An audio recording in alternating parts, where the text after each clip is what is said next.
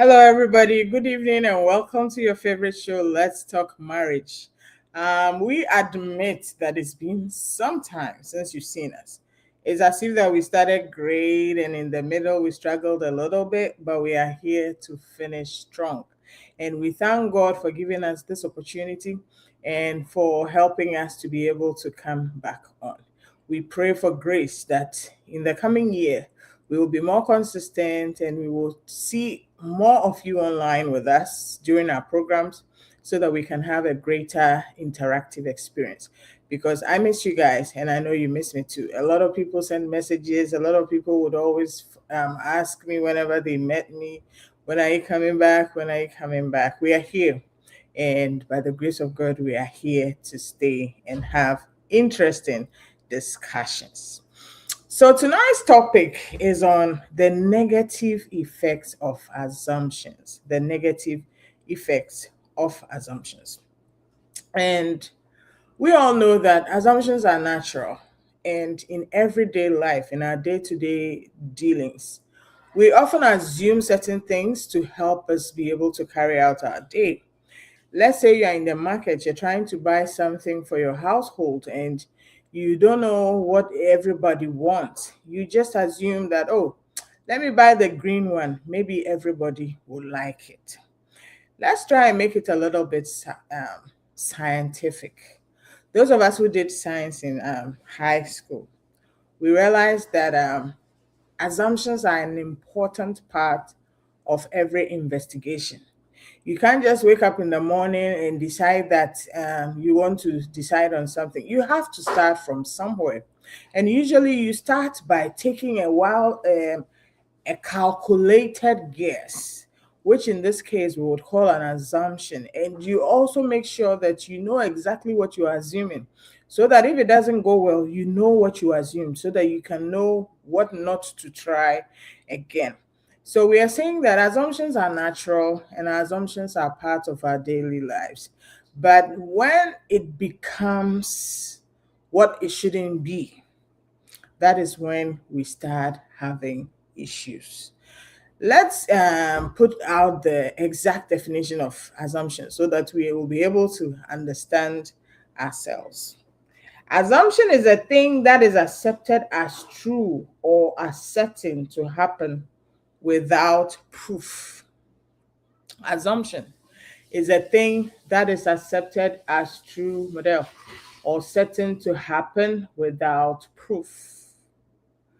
So it's like when you're assuming, you are making concrete decisions and concrete evidences without any proof. And that in itself should tell you that you are walking on dangerous ground. If you don't have proof, why are you concluding? If you don't have proof, why are you trying to accept accept um, a situation? And a lot of times in marriage, people assume, and it doesn't help. It goes to the negative route. So tonight we're trying to examine how assumptions affect marriages negatively. Let me read you a story. This is a true story that somebody wrote online, and let me read it to you. It says, I drove my wife out of the house 3 weeks ago. I was angry and could not understand why she would not correct a mistake we had fought about for over 7 months. I do not want to go into details, but it was about another man. She denied every accusation I leveled against her, even when it was so obvious to me that that was what she was doing. So the last time we fought about the same issue, I packed her things and threw them out. I was not leaving her, I was teaching her a lesson. I was telling her if she did not want to amend her ways, she could not live under the same roof with me. She left with our 2 children for 3 weeks and I have not heard from her again, except that I call her mom and speak with the kids. Just yesterday, I discovered that I had gotten everything wrong. She was telling the truth, and I was the one fighting a battle that did not exist. I put all my ego aside and called her to come home so we could address the issue. She would not pick my call, so I called her through her mother's phone. She told me I would be the biggest fool if I ever live under the same roof as you again. Her mother has spoken with her, and other elders have also put their word in, but my wife says never again. The next thing she did was call my parents to ask them when they would be home so she could return the dowry drink and call off the marriage officially. We have not gotten that far. I believe we can rescue this marriage because nothing is broken beyond repair. How do I bring her mind home? At least if it is me she hates, she should consider the kids and let us work things out again. What do I say? What else should I do? Who should I engage to speak on my behalf? What do I tell her to make her see the need to come back home? This is the person's real life story that he put online and is asking people to advise him as to the next move to make to bring his wife home. And here's one interesting, okay, I'll read two interesting responses to that. One person said, some of you men are very, I'll leave that word out. You were able to throw your wife and kids out because of mere suspicion. You have no respect for your wife, judging from your own submission. You threw her out of your house in such a disgraceful manner, and now you want her back. If she was the one who treated you like that, would you want to live with her again? I suspect you would want to. I suspect that, okay, I'll leave that alone. And another person said, you called on phone. You're so full of yourself. Tinawe. So this is an extreme case of how assumptions can land marriages and relationships in trouble. Somebody suspected that the wife was doing something.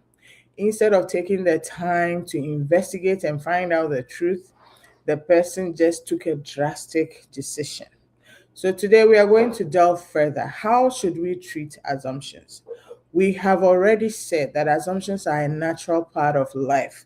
We cannot just leave everything in the balance. We always have to start from somewhere. So if you're starting from somewhere, you have to assume something. And assumptions are necessary because they are a starting point. But when they become problematic is when we decide to make that a fact, to make that something that is established without investigating further. Assumptions are a stepping stone. They are not supposed to be a conclusion. So we need to be able to move forward from assumptions to be able to make a good decision. Okay, so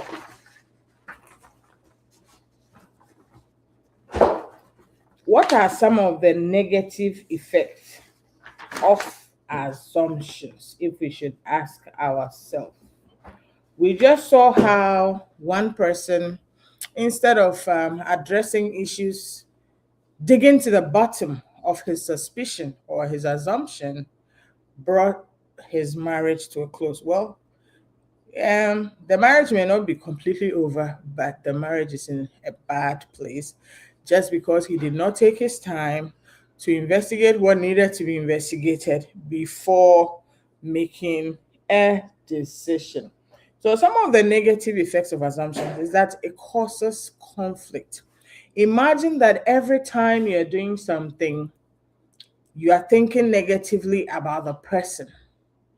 Let's say you are with your partner. Every time you come home, you're being accused of something negative. It will make you frustrated. It will make you feel like you're with somebody who doesn't love you, who doesn't care about you, and stuff like that.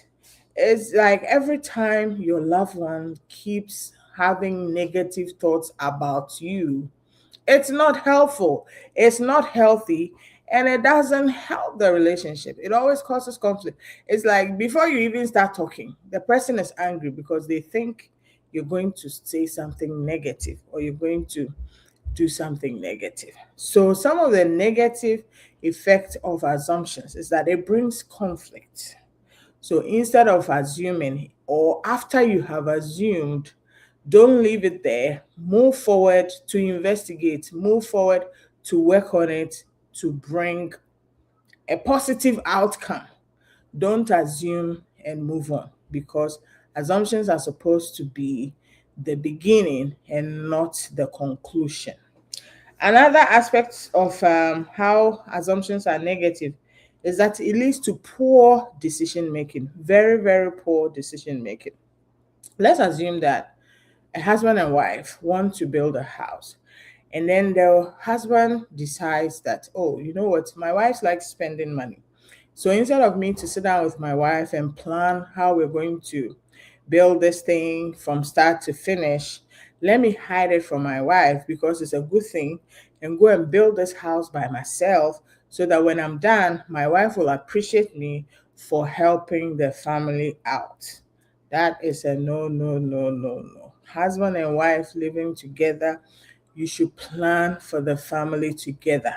No one person should get up and decide big important decisions for the whole family. And the family includes the wife, the husband, and the children. So no one of you should just get up and decide for the whole family, thinking that or assuming that whatever they are thinking is what is best for the family. What is best for the family is what they decide it is. If the husband thinks that building a house for the family is more important and the wife doesn't think so, it still doesn't make it work. So it would be so wrong for one party to just assume that whatever they are thinking is good for the family. This person who decides that, oh, if I build a house for the family, my wife will automatically agree, or my wife would automatically like it, they may find out at the end of the project that even where they are building the house, where they are buying the land, the wife doesn't like it. And the type of house they are building, the wife doesn't like it. And the amount of money they are spending. It's like assumptions will lead you to poor decision making. You can assume to start the discussion, but that should only be a start of the discussion. You should be able to pull your partner in, sit down with them, talk to them, and find out what exactly they want. And the difficult thing in decision making is that you don't always get what you want. Your partner may have different views, and you're supposed to be able to accommodate them because you are in this boat together. We cannot have a harmonious home where only one person's views and ideas are worked on. Because if you do that, the other person will silently sabotage you. Nobody wants to be forced to do things. So if you don't get the agreement of your partner, you are setting yourself up for failure and you are setting yourself up to sabotage the project. So whatever you're doing, you have to make sure that you are not assuming and you are not using only your decisions to move forward. So don't assume what your partner wants. Don't assume what your partner thinks. Don't assume what your partner feels. If you have assumed, that is fine. If you have assumed, that is the beginning. But don't conclude based on your assumptions. You need to be able to have a discussion. You can even call them and be like, this is what I'm thinking. Is that true? Or this is how I'm feeling. Does that work? Don't let assumptions be your conclusion. They should only be your beginning or the introduction to your decision making. Another negative effect of assumptions is damaged relationships. If one person is always assuming, it will not be long that the relationship will become damaged. Relationships thrive on effective communication. An assumption is not effective communication. Assumption is actually a distraction. If it's used as a foundation, it might work, but used as a conclusion is highly dangerous. How do you conclude without facts? And that is what assumptions are. And from the story that we just read, assumptions just destroyed their relationship. Assumptions just destroyed their.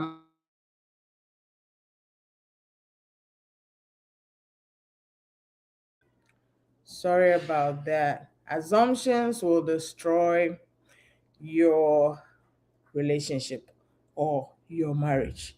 We just read somebody, instead of investigating, started acting. In fact, the most dangerous part of assumptions is when you are making important decisions.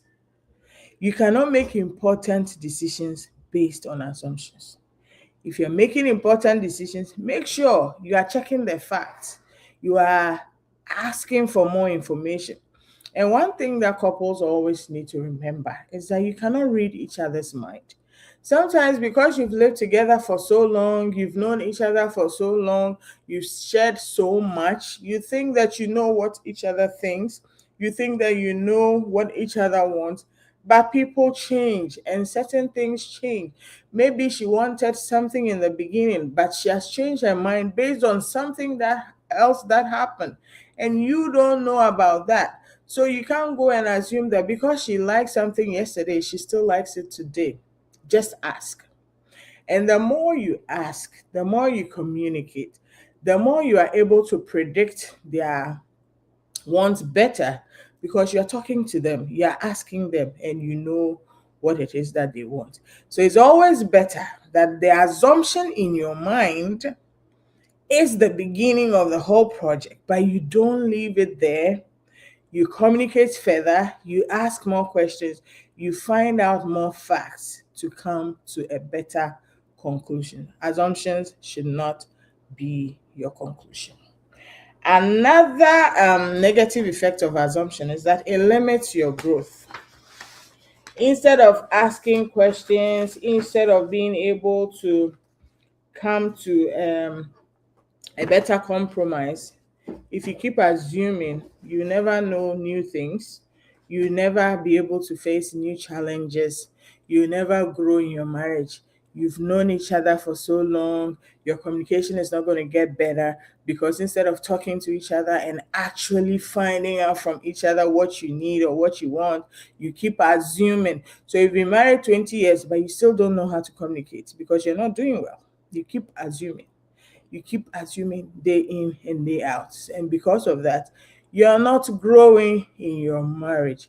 It's important that you communicate. It's important that you let assumptions be like a little tool, or like something that you use as a stepping stone to get to where you need to go, but you never make it your goal. Assumptions are the least level of decision making. Let assumptions be your lowest level to make decisions. Let it be about trivial things. Let's say the color of hair to get, or the food to buy from the restaurant. Let's say you are in town, you want to buy dinner, you've tried calling your partner, you've not been able to reach them. Oh, assume that okay, yesterday they ate fried rice, so maybe tonight they'll like pizza. It's okay. Assumptions should be for trivial, everyday things. And sometimes people will say that, oh, I didn't know what you wanted, so I didn't buy anything. That's not okay either. It's okay to assume for trivial things, for everyday things, but do not make assumptions the way that you make your decisions. That will hurt you. And like we talked about, it will damage your relationship, it will cause conflict and all kinds of things. And we even read a real life story of how assumptions have destroyed somebody's marriage. Okay, so how do you manage assumptions? How do you work it out? How do you break the cycle? How do you become that person who is not always assuming, but is able to communicate with their partner to find out what they really need and be able to come to a better conclusion? And let me also chip in here that Anytime you need to make a decision and you want to jump to assumptions, remember that that decision is going to come out poor because you don't have the facts. There's nothing wrong with not being ready to make a decision. It's important that you give yourself time to find out more facts, because sometimes you think you know, but you never know until you know. So when you're making important decisions, you can't just get up and say, oh, I'm in a hurry, so let me just pick one or let me just assume. It's important that you find out the facts. Your life is not trial and error. Your life is not supposed to be something that you use to experiment. You're supposed to be able to dig deeper, learn from other people's mistakes, be able to find out what is out there first before you make a decision. You don't want to be always suffering consequences. So it's important that you get the facts, gather more information, talk to people who have been there, do your homework. Don't just get up and make mistakes, especially critical decisions. Decisions that will affect your life in the long term, decisions that will affect the family, decisions that could change your lifestyle. It's important that you don't assume anything. You sit down, you gather the facts, even for your own self. If you're making a decision by yourself, it's important that you gather the facts as an individual before you jump in. Don't just say, okay, I feel good about this, so I'm going to choose it. If you want to choose based on how good you feel, you should also accept that if your feelings change, it's up to you. You still have to accept it. The decision has already been made. So if you want to make decisions based on your feelings, know that feelings change quickly. And so if today you're feeling good about it, you could be feeling bad about it tomorrow. Okay, so how do we break the cycle of assumptions? How do we get to a place where assumptions are not our conclusions, but we go further to seek facts and to have conversations, to communicate and come to better conclusions? The first thing to do is that pause and reflect before acting. When you have a thought in your mind, when you have an assumption on your table, pause and reflect before action. Sometimes your assumptions are based on your upbringing, the things that you are used to, the things that you've been told, the things that you believe in. But if at the beginning of every important decision, you pause and you reflect, you think about it objectively before you make that decision, you will realize that you are able to come to a better conclusion and that you don't assume, but you move forward with facts and more clarity.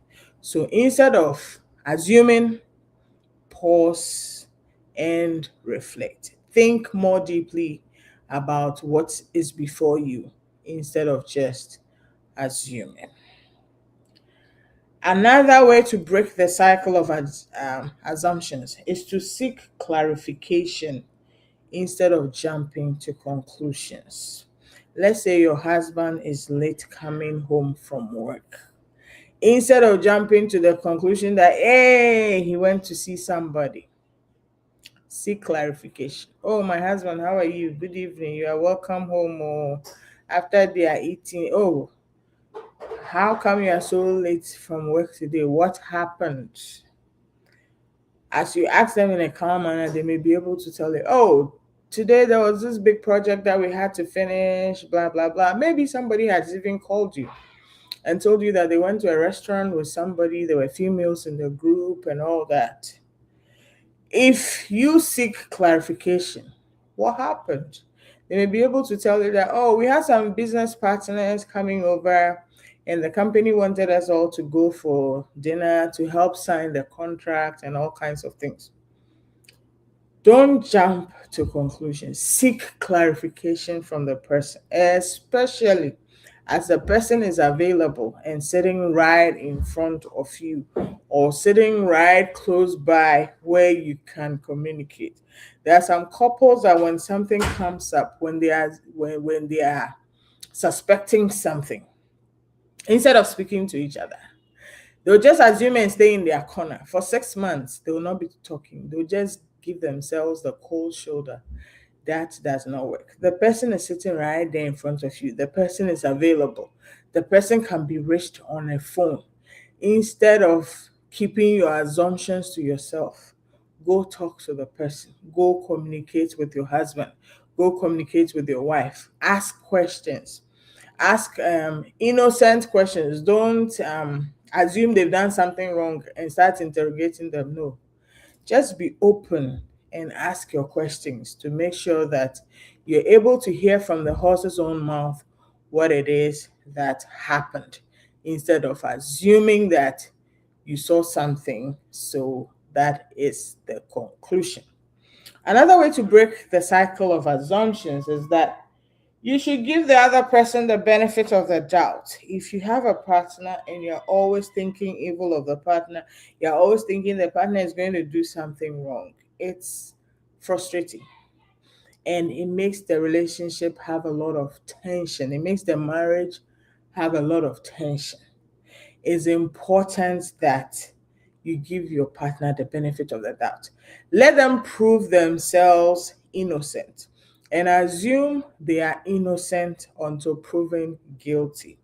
And sometimes people think that when you see something and you don't act on it, and then it becomes wrong and then it ends up causing trouble.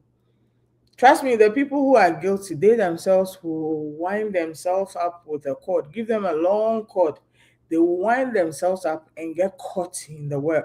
So the more time you give them, or the more benefit of the doubt you give them, you are even giving them more room to commit more mistakes, so that at the time that you catch them, there will be no way for them to escape. They'll be so caught in the web that you will nail them down and be able to just hold them and then do whatever you need to do. A lot of times when there's evil things going on, it's just the beginning.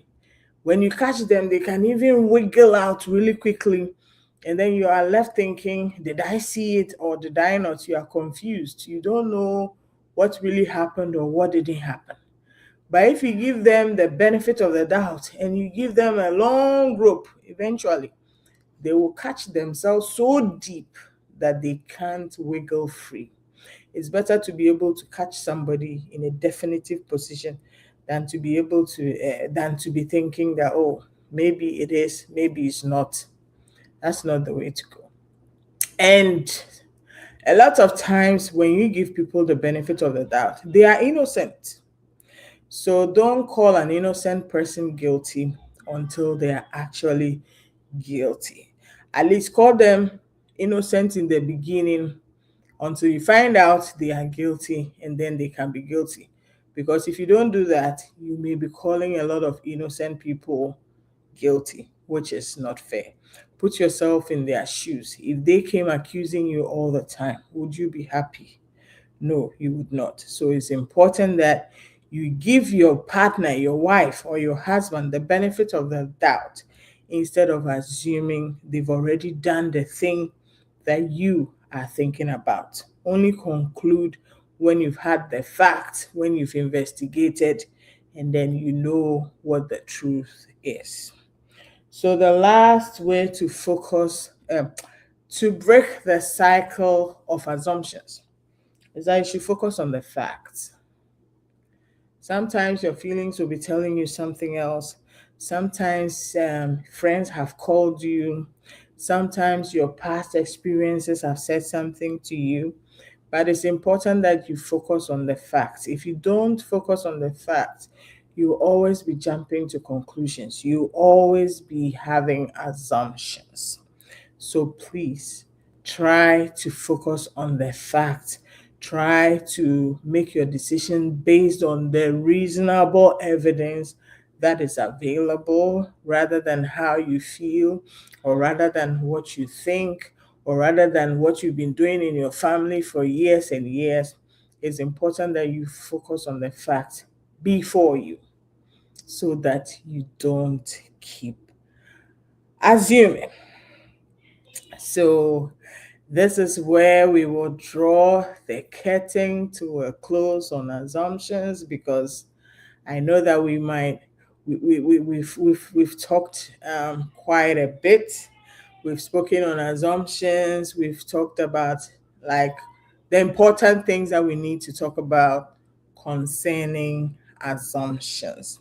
So we're going to leave it right here so that you will think about it, so that you will ponder over it, and let it be that in 2026 you will not assume, you would rather find out facts, communicate with your partner, make sure you are getting agreement before you move on. Don't assume what your partner wants. You cannot read their mind. And don't assume that you are right. You should rather get facts, because the things that you think you are so right about, if you were looking at the facts, you could see that you were wrong. But because you're not looking at the facts, then by you're moving on with your feelings, or with what other people have told you, or with what you are used to, you think you are right. No, look at the facts, because a lot of times you may be the one in the wrong. So hopefully this discussion has helped you a little bit to not run to assumptions when important decisions are being made, but to know that assumptions are something that are natural, but they are not supposed to be conclusions. They are supposed to just help you make trivial decisions. So I believe this is a good place to draw the curtain on 2025. We thank God for his mercies. We thank God for grace. We thank God for everything that we have learned in 2025. And we thank God that despite everything that happened, we are still here. Our marriages are still thriving. And we as people are still thriving. And we pray that in 2026, God will give us greater grace, that every time we come your way, we will come with a fresh insight on marriage and how we can enjoy our marriages and be productive people inside marriage. And our marriages would even be an example. In 2026, we'd want you to be online more, have discussions with us so that you can ask your questions, and then we'll be more interactive. So 2026, if you want to keep us here, come online when we come online so that we can have a nice, fruitful discussion. And until we meet again, which will be in 2026, because by the grace of God, we will all see 2026. Amen. Yes, until we meet again, let's not forget that it takes a good Christian to have a good Christian marriage. God bless you. Have a wonderful Christmas and a wonderful New Year. Bye bye.